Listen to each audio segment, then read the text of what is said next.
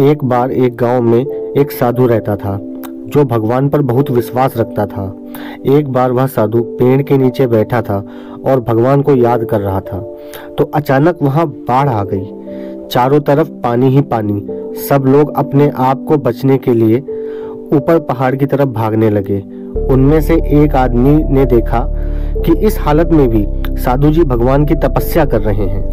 वह सोचने लगा कि ये अपने आप बचने के लिए कहीं जा क्यों नहीं रहे हैं। तो उसे साधु से बोला, अरे आप कहीं जा क्यों नहीं रहे हो? आप भी मेरे साथ ऊपर पहाड़ की तरफ चलो, नहीं तो डूब जाओगे। साधु बोला, अरे हमें क्या होगा, मैं भगवान की इतनी तपस्या करता हूँ, मुझे कुछ नहीं हो सकता, मुझे भगवान अपने आप बचाएगा। धीरे धीरे पानी साधु की कमर तक आ गया। अब लोग वहां से नाव लेकर निकलने लगे, तो उनमें से एक साधु ने कहा, अरे पानी आपकी कमर तक आ गया है और आप हमारे साथ चलो। तो साधु ने कहा, नहीं नहीं, मुझे भगवान अपने आप बचाएगा। और वह नाव वाला भी वहां से निकल गया। कुछ देर बाद पानी इतना बढ़ गया कि साधु के सर तक पहुंच गया और अब लोगों को बचने के लिए हेलीकॉप्टर निकलने लगे। एक हेलीकॉप्टर साधु के पास आया, जो कि आखिरी हेलीकॉप्टर था। साधु के पास नीचे रस्सी फेंकी और बोला, इसे पकड़ो और ऊपर आ जाओ, नहीं आप डूब जाओगे।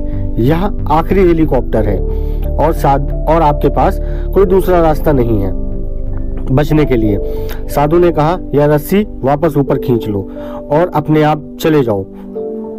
मुझे भगवान के ऊपर पूरा भरोसा है, वह मुझे बचा लेगा।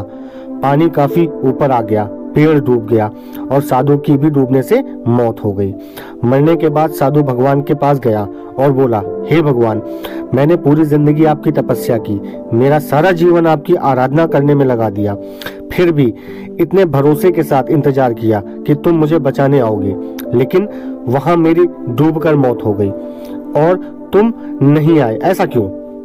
भगवान बोले, मूर्ख इंसान, एक नहीं 3 बार आया था, वो तीनों बार मैं ही तो था।